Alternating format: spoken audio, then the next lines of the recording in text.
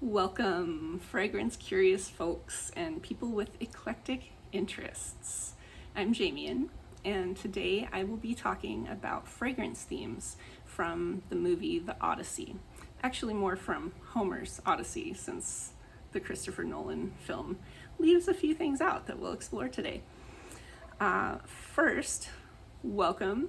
This is my very first YouTube video, so be gentle with me. I'm still working out things like lighting and sound, and this is not going to be my permanent setup. I wanted to film in this direction today because that's Circe. That's the kind of nerd I am. I've had that in my house for years and very excited to have an excuse to put her on camera today. But, you know, please just be gentle with me. I'm a little nervous and I'm gonna make all the rookie mistakes, like have an overly long, rambly, and then corny scripted intro. Most of my videos in the future are gonna be more off the cuff. That's kind of the way I prefer to operate, but today I do have an intro, an introduction to the channel and to me, so bear with me. Thank you for your patience. It's probably about 3 minutes, so you can skip ahead to the Odyssey stuff if you want. But I am Jamian, your psychopump of perfume. I'll be your guide as we delve into how our sense of smell can be a path to meaning and wellness in our lives. Maybe you came here as a designer fragrance collector. Oh wait, did you discover niche and indie fragrance too? I am so sorry for your bank account. So maybe you are trying to lean more towards conscious consumerism, a more curated fragrance collection.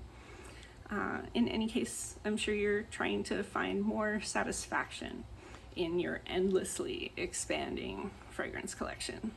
Go over to the organic minimalist seating area in whatever perfume boutique you're browsing.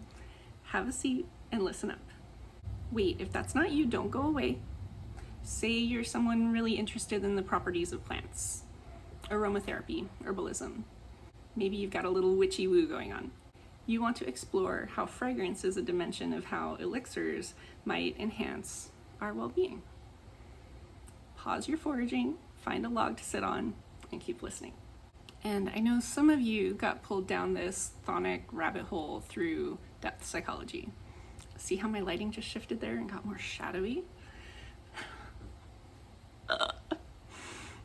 So, depth psychology, archetypes, symbolism, which led you to symbolic systems like astrology and tarot, which include planetary correspondences to plants, flowers, foods, all kinds of smelly things. It's okay, I won't out you to your rationalist colleagues. Go over to the comfy couch where your analysands normally sit and free associate while this video plays. Okay, this is the last scenario, I promise. If you are a neurobiologist studying the oh-so-hard problem of consciousness, I don't want to overpromise or mislead anyone who has a really rationalist, evidence-based research worldview. I definitely come from that world myself, and it's a lens I examine fragrance through. But if you are really strictly rationalist and have no room for the esoteric in your worldview, then some of what I say is probably going to be uncomfortable.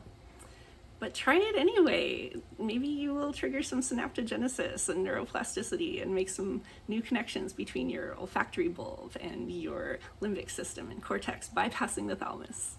So wheel that lab stool away from the bench and look beyond the microscope for a bit. Now, if you have no idea how you got here, you're just a curious, open-minded person, pull up a seat, and everybody greet your neighbors. They're probably people that you might not have crossed paths with otherwise. Enjoy the community here and get ready to find meaning through fragrance. So how did I get here with all these crisscrossing connections to fragrance? Well, I always wanted to be a scientist when I grew up, and I did that. I was in a PhD program doing research in neurodevelopmental biology, and when I bailed on that, I went into massage therapy. Of course, why not? And that's where I discovered my love of essential oils, carriers, other natural products, and started dabbling in making my own formulas. I went on to become an osteopathic physician with a specialty in psychiatry. And here's the disclaimer. Let me read it carefully. Nothing on this channel is medical advice. I'm not diagnosing or treating any illness here. Talk to your doctor if you have any questions about the safety for you of any of the materials and products I talk about. This content is for educational and entertainment purposes only. Anyway, during residency, I got interested in Jungian psychology and personality typology and other analytical psychology topics. For a while I got my, well, not for a while, this is an ongoing thing. I have my head really twisted up around Carl Jung's concept of synchronicity. That's a whole other rabbit hole, but that kind of led to some symbolic systems like astrology and tarot and ways of mapping the personal and collective unconscious. And those systems are really deeply rooted in Hellenistic Greek / Egyptian and even farther back Babylonian philosophies of how all materials and concepts, including all the smelly things and how they make us feel, and how all of those things correspond to planets and signs of the zodiac, which is really fascinating to me, and I hope to you as well. Or maybe I can help you discover the fascination with it if you have never explored it before. You don't have to believe in astrology and tarot to enjoy this. I mostly approach it through a very symbolic lens, so please give it a try. Did I miss anything? Yeah, somewhere along the line I started collecting perfume. A lot of perfume. Not as much as some people. No one's here to judge. We're not here to compare sizes of collections. And I'm definitely not here to tell you what is or isn't meaningful. Luxury, self-indulgence, self-discipline, self-care, biology, spirituality, history, mythology, mystic traditions, neuroscience, depth psychology, contemporary culture, technology, and community are all going to have aromatic tendrils that will waft up and activate your psyche. Whether you engage through your olfactory bulb, your shadow, your aura, your cultural history, your Saturn return, your divinatory card of the day, your threefold goddess, your grandmother's signature scent, or of course your Sephora haul. I think you'll find exciting things here. So finally, without further ado, let's get into some fragrance themes of the Odyssey. So one more time, sorry about the lighting. I'm in front of a sunny window, obviously, and the sun is shifting. I didn't expect it to make this big a difference, so I'm still trying to figure out how to adjust on the fly. Anyway, the Odyssey. I also want to introduce this painting better. This is Circe Offering the Cup to Ulysses by James William Waterhouse. John William Waterhouse. Sorry, John. It's to scale with the original. It makes me very happy. So our first topic is Lotus. Now, in the movie, the Lotus concept is kind of conflated between Calypso and the Lotus Eaters. So if you're a Homer buff, you know, I want to acknowledge that, but we're just going to be addressing Lotus in general. We won't make too many bones about artistic license in the movie. I also want to make a note. This is where my brain just does its weird tangential things. The streaming series Percy Jackson and the Olympians has, I feel like, a very interesting take on the Lotus Eaters. And also their depiction of Hermes is fantastic. Very different from what you might see anywhere else, and there's a lot of symbolism there. The fact that he drives a yellow cab, if you know, you know, that's just mwah. But when we talk about Lotus, we're talking about a flower absolute. And so that will be blossoms collected and dissolved in a solvent, or at least washed in a solvent, and then turned into a concrete, which is where the solvent evaporates away. That's how you get the good stuff out of the flower, and then the solvent evaporates and it leaves you with a sticky substance that they call a concrete. It's the most dense, concentrated version, and then they usually dissolve that into an oil or something to make it more usable for fragrance or medicine or aromatherapy or whatever. We also need to do some disambiguation between blue lotus, which is the Egyptian blue water lily. It's not actually a lotus, versus sacred lotus, which is pink. It's edible. It's not psychoactive. There's also a white variety, which is the boring version that people don't talk about as much. The blue version, blue lotus, is a more earthy, dense, narcotic, ethereal, tea-like, anisic, honeyed. But I've also read references. I've never smelled like the pure plant product material, the absolute, but one site does describe it as much more subtle, and it's kind of fatty and balmy, kind of like lipstick or facial creams. That doesn't really lean into this kind of narcotic, mind-altering vibe as much.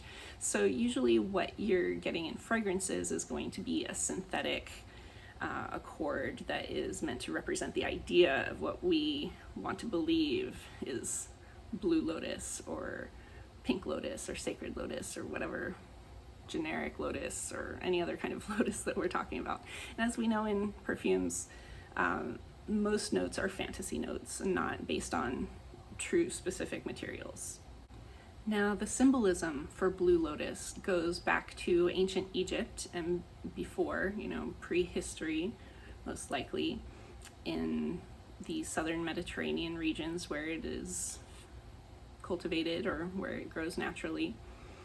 In ancient Egypt, the depiction of the blue water lily was deified into this deity called Nefertem. And this is, the translation of that is the beautiful one who closes.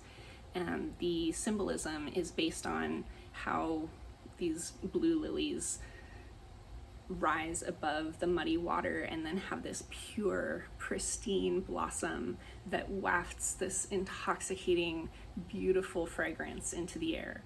And this is connected with divinity and purity and transcendence. And it's also connected with the cosmic cycle of life, death, rebirth. And, that overlaps with more East Asian traditions as well, which we'll get to in a second. But they include this imagery a lot in tombs. And one particularly fun, I don't know about fun, I shouldn't say fun when we're talking about tombs, but one very fascinating example is this bust of Tutankhamun's head arising from a lotus blossom as Nefertem in the tomb of Tutankhamun. And I'll include a picture. If I include a picture of anything, it's probably going to be that, because I'm not going to collect pictures of all the bottles and stuff I'm going to show later. But this little bust of Tutankhamun as Nefertem is just really gorgeous and interesting and kind of unexpected. Anyway, so the actual blue lotus material in Egypt, and gosh, I apologize if the camera is bouncing. Again, I'm still working on my setup. The ancient Egyptian symbolism, where were we? Ritual. So the ancient Egyptians used this blue lotus or blue water lily material in rituals, and most likely capitalized on its psychoactive effects, where it can cause trance-like, dissociative, euphoric states, and possibly even hallucinations. And pretty sure we all know that those kinds of things are very spiritually loaded and charged in most cultures.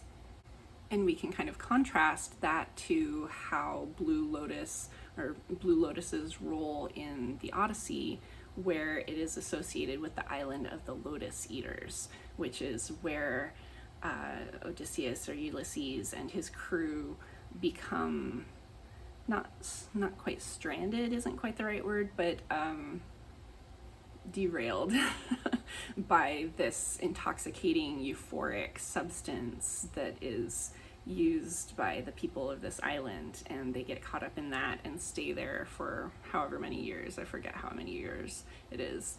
But it is one of the stumbling blocks from him returning home to Ithaca and Penelope and his son Telemachus. So it's really interesting to relate that to how we use perfume in general, and maybe the note of lotus or blue lotus in particular. You know, are we using it to dissociate? Are we using it for euphoria and joy? Are we using it for spiritual activation? Those are some questions to meditate on regarding blue lotus. So to contrast this with the sacred or pink lotus, that's a material that is very commonly eaten, especially in Asian cultures. Maybe I'll put a picture up of that too, because it's really interesting that it's a cross section of the rhizome, and it's got these cute little holes in it. It looks kind of like a cookie or something. And it's tasty. It tastes kind of like maybe like bamboo shoots or something. It's got a kind of mild, like slightly starchy, pithy, but firm texture. Anyway, we're not here for food, we're here for perfume. So the absolute extracted material from the pink or sacred lotus is said to have more green, floral, aquatic, rose-like, and fruity qualities. And the symbolism of sacred lotus is very important in Hinduism and Buddhism.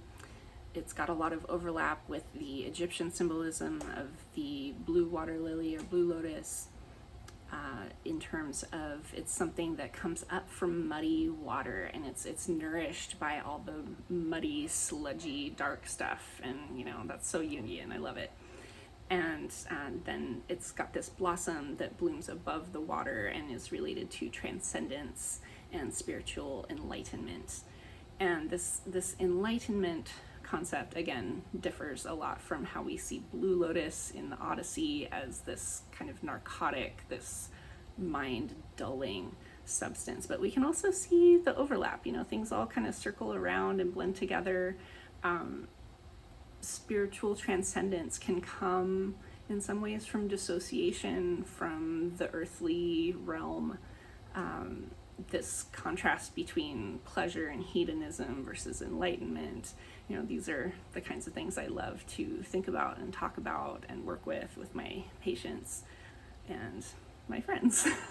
So the pink or sacred lotus and sometimes white lotus is more what we often see in tarot symbology. And so let's look at some tarot cards.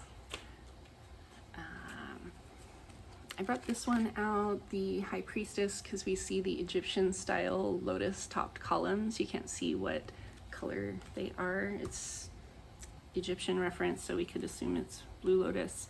That was from the Rider-Waite-Smith deck. This is the Empress from the Thoth deck. The Thoth Tarot by Aleister Crowley and illustrated by Frida Harris. And we see her holding the lotus blossom there as a symbol of spirituality. This doesn't actually have a lotus in it, but this is from Rider-Waite-Smith. The star just has very transcendent imagery and symbolism to me, and it makes me think of that lotus theme, even though there's nothing depicted there. This is the Aeon card from the Thoth deck. This makes me think of Blue Lotus because I forget this dude's name in the Thelema system from Aleister Crowley, but it's this kind of infant version of their deity. It's cute. He's got his little finger in his mouth. And it kind of makes me think of that Tutankhamun bust, because that bust is him as a child or an infant. He's got like his baby fat on his neck and stuff. It's really cute. This is the Ace of Cups from Rider-Waite-Smith. This is one that people will often really associate with lotus because we see the lotuses in the sea there.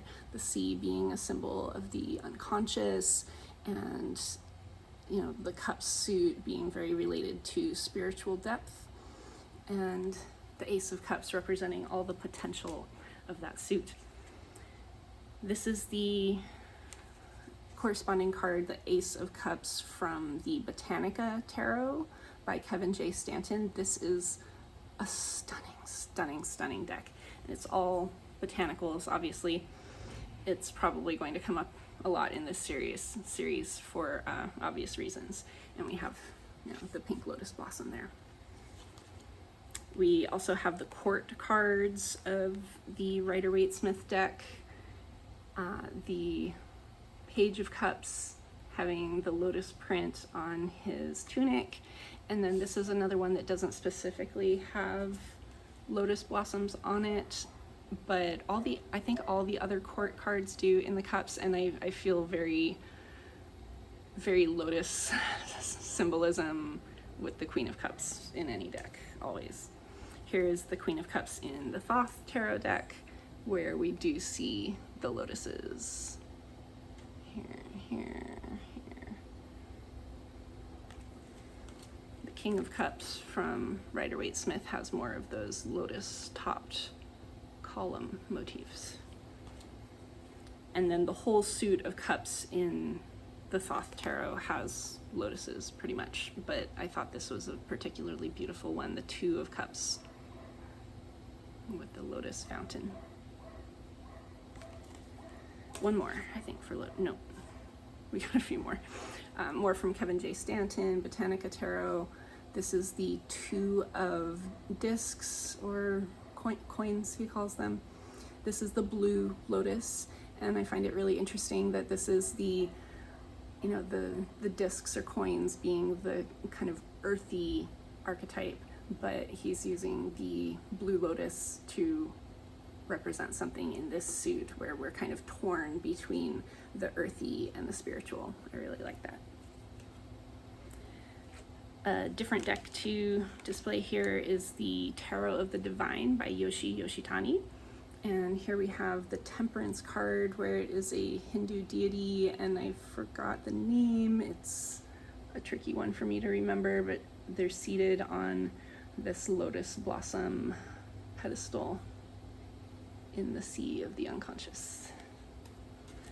And the Judgment card from Yoshi Yoshitani's deck has the very iconic Buddhist stylized. The character represented here is the Monkey King, and he is seeking enlightenment through a series of trials. Okay, that is it for the lotus symbolism that I wanted to show from my tarot decks. So let's talk about lotus fragrances. What are we here for? Geez, how many minutes in are we before we talk about some fragrant perfume? Lotus fragrances are often going to be ethereal, fresh, green, like a combination of aquatic and earthy is very common in lotus notes, lotus forward perfumes. And again, these are going to mostly be synthetic notes, but synthetic, that's a whole nother conversation, but synthetic chemistry allows us to kind of experience almost anything our imagination can conceive of in perfume. It gives a lot of flexibility, a lot of ways to put our imaginations into perfume. And if you're coming from the herbalist or aromatherapy angle, I'm sure the natural materials are very important to you, and they're important to me too. I love using those types of products myself. But I believe that the idea and the intention of a concept translated into a sense through chemistry can be very, very valuable as well, even if it doesn't come from a natural material. So when you think blue lotus, think euphoria, dissociation, ecstasy, hedonistic, like maybe darker underworld types of connotations. These are going to be more of the concept of the perfumes that you'll find these notes in. Or, you don't have to look exactly for this note. Like, you don't have to type this note into a search engine or something. You can make associations with other perfumes that trigger that type of energy if that's what you're looking for. And then the pink lotus, the sacred lotus, is going to be themes of transcendence, enlightenment, heart centering. Think of that cups suit, whatever association you have with the suit of cups, and maybe the sign of Cancer and the moon as it rules Cancer. Those are going to be very pink lotus types of energies. So if you're craving that kind of vibe, maybe consider, are you feeling overwhelmed? Are you feeling misunderstood, uncentered? Maybe those pink lotus notes are what you're craving, or maybe they are the part of, I don't want to say the solution, but part of your strategy to address those emotions. So actual perfumes that I was thinking of, weirdly, I don't have a lot of lotus note perfumes in my collection. I'm not a super big fan of aquatics, but lotus symbolism is super important to me. I had a big dream about a lotus in my life, and so I have, I was gonna wear my lotus necklace. I wore a different necklace instead, but lotus symbolism is something that I have around me a lot, but just not so much in perfume. But I have tried the perfume, I do own the perfume Floating Forest by Future Society, which is really fascinating.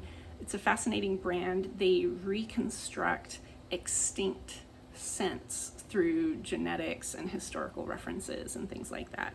And so Floating Forest is based on, I will read it here, it is a cooling aquatic floral inspired by Shorea cuspidata, a towering rainforest tree once native to Borneo and lost to logging after 1998. It's a tree known for rising over 160 feet into the canopy. It was part of one of the most biodiverse ecosystems on Earth. I want this channel to be a happy place, so there's not going to be a lot of, ecology grief, but this is one instance where that applies. So this fragrance evokes a quiet meditation in scent, green, lush, serene in a world that moves fast. And it contains notes of driftwood, papyrus, salt, and stone, among other things, but those were the ones that kind of stood out to me as really interesting, and especially in regard to the Odyssey, driftwood, papyrus, salt, and stone. I think it applies very well, and I really enjoy this fragrance. It's very refreshing. I think it just really evokes the themes of refreshment, but like in this kind of transcendent way. I do get that feeling of it being kind of above the canopy, and I think that goes with the lotus symbolism of this pristine creation rising above the earth. And I wanted to ask everyone else, if you own this, do you get celery from it? Like, I don't mind it. I kind of like vegetables in perfume, but it smells like half wilted. It doesn't entirely smell like this, but I do get a note of like half wilted celery in the back of the fridge, which sounds terrible, but I do enjoy this perfume a lot. The next one I want to talk about is, pardon my French, I try, but Un Jardin Sur Le Nil from Hermès. I took the cap off because I love to smell it. I love the Hermès bottles, the Jardin series with the kind of ombre glass bottles. This was one of my very first perfumes ever. I still love it. And it has how do they describe it? I'm gonna try to specify whether it's like water lily or lotus. This is described as a lotus note, and Floating Forest was described as a water lily note. And to me, like, as much as I love that perfume, it's not that deep. Other than the sense of it being kind of timeless, like you feel like you could be in a linen dress that could have been made in 2026 or like 2026 BCE. So you're on the Nile, you're in this like hot, dry environment, but it's also very lush, and you're on the water of the Nile, and the fruit is ripening. It's got green mango notes, so the fruit is not yet ripe. It's got that kind of sharp astringent, kind of citrusy. It's a lovely fragrance, and so you can drift into your enlightenment down the Nile. The next one I wanted to mention is Myth from Ellis, Brooklyn. I have smelled this, but I don't own it. It's more of like a kind of a musky skin scent, and that's not so much my genre, so I passed it on to my sister who likes those kinds of perfumes. But I did like the concept of this perfume for this topic. It's described as being inspired by the concept of urban myths and the game of telephone, representing how stories morph and change as they're retold. It was launched in 2016 and created by perfumer Jérôme Epinette, and it's designed as a modern, sophisticated skin scent meant to inspire personal mythologies. The scent mirrors how oral histories shift, adapt, and take on new life over time. And I liked the name Myth going with the theme here, and then the description, which really applies to the Odyssey, right? It was an oral tradition. Homer is almost certainly not a person. Homer is just the name that got slapped on this oral tradition of bards telling stories to war veterans from all over the Mediterranean. And it changed depending on where you were, who you were performing for, and we don't know the real story, which is tragic and fascinating and beautiful. So the last one I wanted to mention is one, like I mentioned, that doesn't have an actual lotus note, but really gives me the vibe of Blue Lotus. It's Dior Addict, and just that narcotic concept. You know, you could talk about opium too, but I think Dior Addict has that blue bottle, and it really evokes that Blue Lotus vibe. I don't know, just everything we've been talking about, I feel like it really leans into that. So I don't own that one, I don't have a bottle to show you, and it's been quite a while since I smelled it, but it does have that deep, narcotic, euphoric vibe to it. And I looked up the notes of it to refresh my memory. It includes kind of the ones you might think of: rose, vanilla, jasmine, these really narcotic florals with a vanilla base that just kind of makes you, yum.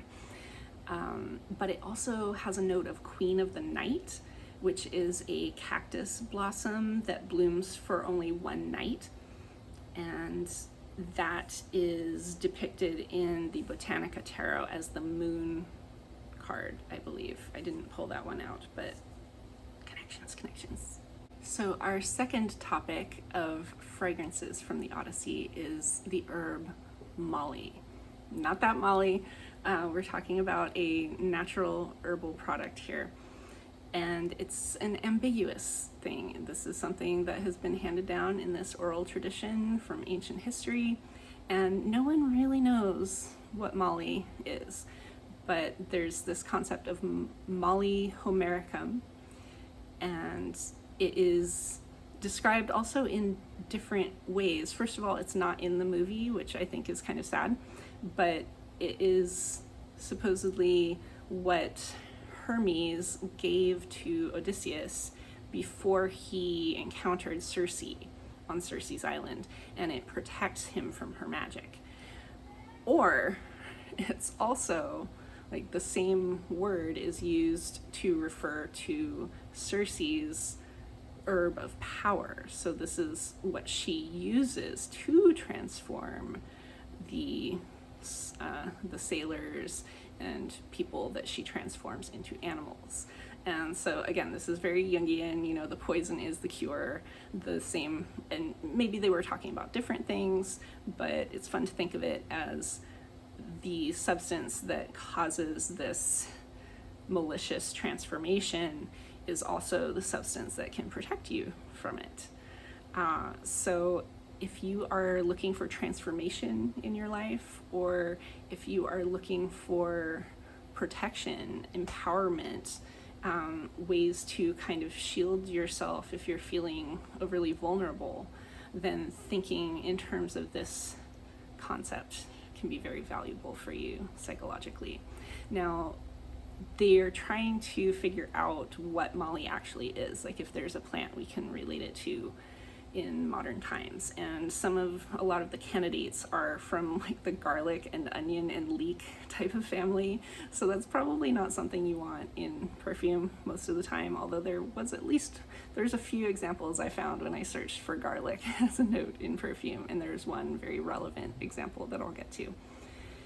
But anyway, one of the plants is called Allium nigrum, or black garlic, and another one is golden leek, or yellow garlic, or sorcerer's garlic, and it's still known by that name.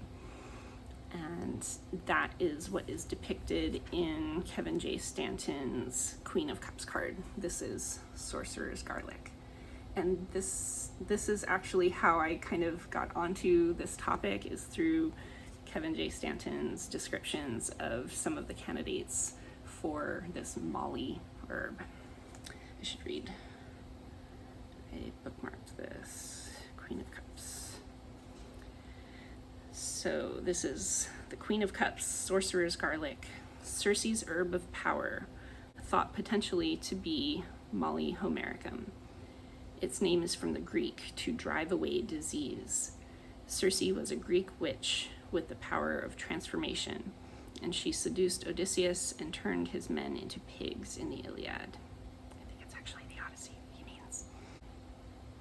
So this flower, Moly, whatever it actually is, grew from the blood of a giant who was killed by Circe's father, the Titan Helios. And this powerful herb grew from the blood of this giant, and it was described as having a dark root and a white blossom. The dark root for the blood of this evil giant, and the white blossom for Circe and the sun god Helios. I kind of got derailed, so we'll circle back to some of the candidates for the modern plants. Since we're not going to be looking for garlic and onions in our perfume most of the time, another candidate that I clued into is the snowdrop. And I don't think I've ever smelled an actual snowdrop. I don't know if they have a smell, but it is listed occasionally as kind of a fantasy note in some perfumes. And it's also depicted in the Botanica Tarot as the Four of Swords. And the description for that card is Four of Swords, Snowdrop. Snowdrops symbolize hope and purity, possibly the herb Moly given to Odysseus by Hermes to ward off evil magic. The swords are xiphos, used by ancient Greeks. So he always includes in the suit cards some kind of physical talisman in addition to the botanical symbolism. That's always kind of fun. Oh, so I know we already visited snowdrops. I'm sorry I'm bouncing around. It's a little hard for me to multitask this. But if we go back to the allium family, which is the garlic, leeks, and onions, when you're cooking, think about when you're using garlic, onions, or leeks as having these properties of protection and this charged quality of magic and power. And food is medicine, and food has energy, and you can instill it with intention, and it will add a lot of meaning to your experience of eating and cooking and living. So fragrances that include a note of snowdrops, and one with garlic. So one of them is Circe by, I'm not sure how to pronounce it, Poesie perfume. This is discontinued, it's no longer available, but that brand is still available, and they make a lot of other kind of witchy types of blends. I really love when a brand like that knows their stuff and, you know, does something very intentional with Circe and the Snowdrop note. And this is a very simple composition. I haven't smelled it. I'm not saying it's not sophisticated, but it's got very few notes. It's just snowdrop, vanilla, and honey. And I love that for Circe. I think she's depicted in so many different ways in different media, different interpretations of the Odyssey over the years. But I like the vanilla, the kind of soft femininity, the honey. The honey is kind of seductive, you know, it's a sweet treat. You kind of want more, you want to stay, you want to keep eating it. Vanilla and honey, and then the snowdrop as her source of power, but also maybe the source of protection from her power. So then another one is White Moss and Snowdrop from Jo Malone. I'm not completely sure if that one is still in production or if it was a limited edition. I haven't smelled it myself, but if you want something that's just kind of like, it's just snowdrop and moss, but you want to kind of put your own intention into that. I'm assuming this isn't a particularly like dark, mysterious, powerful, evocative type of fragrance. Jo Malone does, you know, kind of simple notes. Again, I love Jo Malone. I have several of their perfumes, but this is something that you can kind of project your own intention onto. Another one I found was from Goutal. It's called Le Temps de Rêves. I'm sure I'm not pronouncing that right, but that translates to the time of dreams. And so I thought that was very interesting with our theme. It also contains notes of bran and ambroxan, and I like the earthiness of bran and the marine quality of ambroxan. So I would love to get my hands on that, but I didn't have time to order it before I decided to record and get this channel started. Another one I found that I haven't smelled many of these, or any of these really.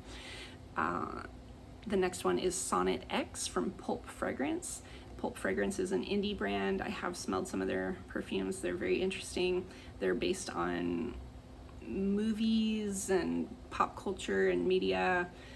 They're usually kind of throwbacks to like the 60s and 70s. Their imagery is really interesting with you know, picture a 60s and 70s movie poster, and that's kind of their brand. Anyway, they are kind of on a pause right now. When I went to their website, there's actually no information on their website, but one really good use I've found for AI, some of my friends I've talked to know I don't love AI, but something I do ask it is like, tell me the story behind this perfume, and it does scrub the internet for kind of references to the creator and perfumer's intentions and the brand's concepts of a perfume, which sometimes get lost in that game of telephone as we go to different databases and collector sites and things like that. So anyway, Sonnet X from Pulp Fragrance. AI's answer is, it's designed to evoke a romantic, melancholy snapshot from a bygone era. Imagine a portrait of a draped figure holding an open book with a fragile, pale winter bloom tucked inside. So I thought that was an interesting take on Snowdrop. The next one is Hecate by moon goddess Magick Apothecary, and this is the one with the garlic note. So it has garlic, belladonna, which is a poison that's also used to open the pupils, which is a beauty enhancement in the culture it arose from in like medieval Italy. But it's also poisonous if you eat too much, and it looks like blueberries, and I think it's been used to poison people. Shout out to Ancient History Fangirls podcast for that one. Definitely check them out. So Hecate also contains fig leek. So, you know, this is another one where they know what they're doing. They're talking about Hecate, which is, she is kind of the witch goddess, or the goddess of kind of that feminine power through herbalism and materials and spells.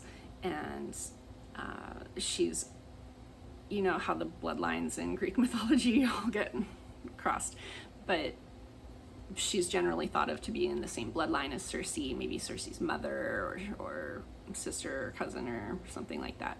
So Circe and Hecate are kind of, you know, of a theme. Anyway, garlic, belladonna, fig, leek, monkshood, which is another name for wolfsbane or aconite, which is a very powerful witchy herb, and then pomegranate. So I thought those were very interesting notes in a very powerful perfume. I haven't smelled it, but that sounds like the one to kind of evoke this feminine, this dark feminine empowerment, if that's what you're looking for. Another one is Snowy Owl from Zoologist, and I thought that was interesting because owls are sacred to Athena, who makes a lot of appearance in the Odyssey as Odysseus's kind of patron deity. Helps him out a lot along the line. And then some kind of vibey picks that don't have an actual snowdrop or garlic or leek note. I thought about, like, if I were gonna scent Circe, and I'm thinking of just like Circe on her island when she's not being bothered and not thinking about, you know, malicious actions. I like Blackberry and Bay for her. I like Jo Malone, Blackberry and Bay, and I feel like it could be interpreted in a lot of different ways. It's, you know, it's a fruit, but it's a dark fruit, and it's aromatic. She definitely needs aromatics in the mix. So the bay leaf, this is the same thing that you use in cooking, but it's also got aromatherapy properties. It's got, I didn't look it up in terms of planetary symbolism, but, you know, bay leaf, if you've ever smelled even a dried bay leaf, but especially a fresh bay leaf, this grows wild in California. I've smelled it fresh in the woods. It transports you. It kind of transforms your consciousness. It really does. It's amazing, and I get some of that feeling from Blackberry and Bay. The first time I smelled it, it just made my eyes roll back in my head. You know, it's fruity, but it's dark, it's earthy, it's aromatic, it's transportive, it's green, it's very green. You get the raspberry leaf or the blackberry leaf, and I think Circe would really like that fragrance, or that I could see that being her smell. That might be what Circe smells like. I would maybe, in her darker phases, I would maybe layer it with Grimoire from Anatole Libertin, and that's a very woody, earthy, aromatic fragrance. It reminds me of like what a witch's cottage garden would probably smell like. And while we're on the topic of Circe, I just want to mention the novel Circe by Madeline Miller. If you are a reader, if you like reinterpretations of Greek mythology, especially a feminist take, Madeline Miller has a few books, Circe and Song of Achilles being fantastic, relevant ones. I don't know if I've read anything else by her. I'm sure she has other things out there. And I also wanted to mention another painting, Circe Invidiosa, which, just a second.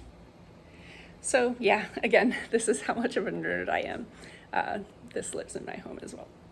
And I'm working on a short involving more like this imagery and concept of Circe, so stay tuned.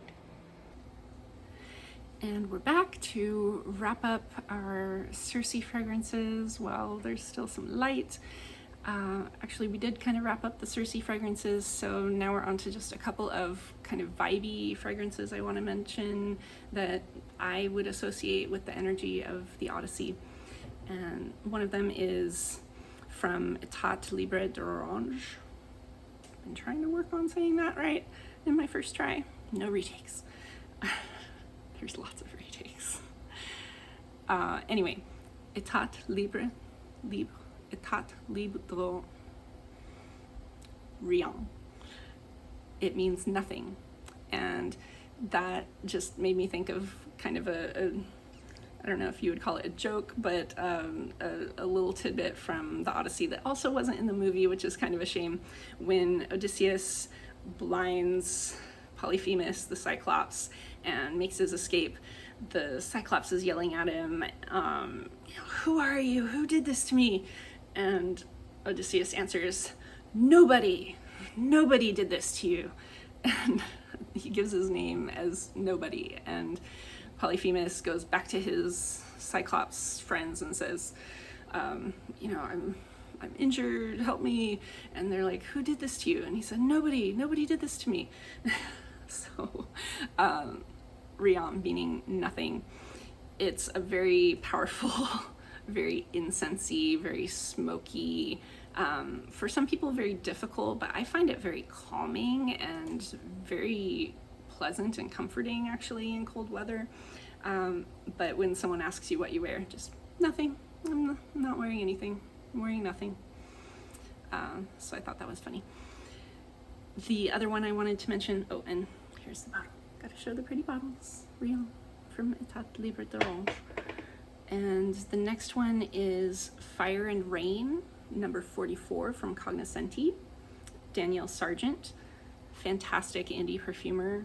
She's delightful. She has responded personally with some of my orders, and I just really admire her work in perfume and art. She's also an artist. I don't have the cards right now, but she's, anyway, follow her on Instagram. Fire and Rain. It is a fragrance that evokes, the destruction and creation, scorched earth, but also fresh blossoms in the air and citrus and sunshine. And I feel like this is the scent that Odysseus might experience in like a memory scape type of way, maybe like when he's hearing the Song of the Sirens, and it evokes everything he longs for, and it makes me think that this would bring up his memories of Ithaca, but also the fire and destruction of Troy, and I think it would be very powerful. The last one, kind of a similar theme, is Ponte from Fumery Parfumery in Seattle. And this it means ethereal bridge. And I thought, again, that would be kind of evocative of Odysseus's longing for Ithaca in those moments where he actually remembers it. This perfume comes with this card, which is a picture of the founder of Fumery Parfumery and the perfumer Meo Fuscioni, and the founder is Tracy, how do you say this? Cephalus? And on the other side is a poem or a song written by Meo Fuscioni. It's called Weird Wind. It goes, I should have listened to my heart. I should have listened to your voice. I should have listened to the weird wind of those strange days. I am still here, rooted deep in my silence, without water and without nourishment for my soul. Listen to me. I've arrived in the unknown city and am waiting for you here. I should have listened to my heart. I should have listened to your voice. I should have listened to the weird wind of those strange days. The night brought 2 moons to pray. I wrote this song for us. I arrived in the strange city and am waiting for you here. And if that doesn't make you think of Odysseus longing for Ithaca and his kingdom and Penelope and his son, I don't know what does. So in conclusion, if this has helped expand the sense of meaningfulness and wellness in your life, please like and leave a comment. Brand new channel, it will really help me so much and mean so much to me. And in your comments, leave a note about what are your favorite Lotus or Snowdrop scents? Have you enjoyed a perfume with garlic or leek notes in it? What fragrances would you wear to feel ecstatic or transcendent? What would you wear to help protect yourself when you're feeling vulnerable? What fragrance makes you feel empowered and inviolable? Definitely check out the description section. I have, collected some of my reference links and all the perfumes mentioned, and probably links to some images, and there'll be good stuff in there. I'm gonna really put effort into that always.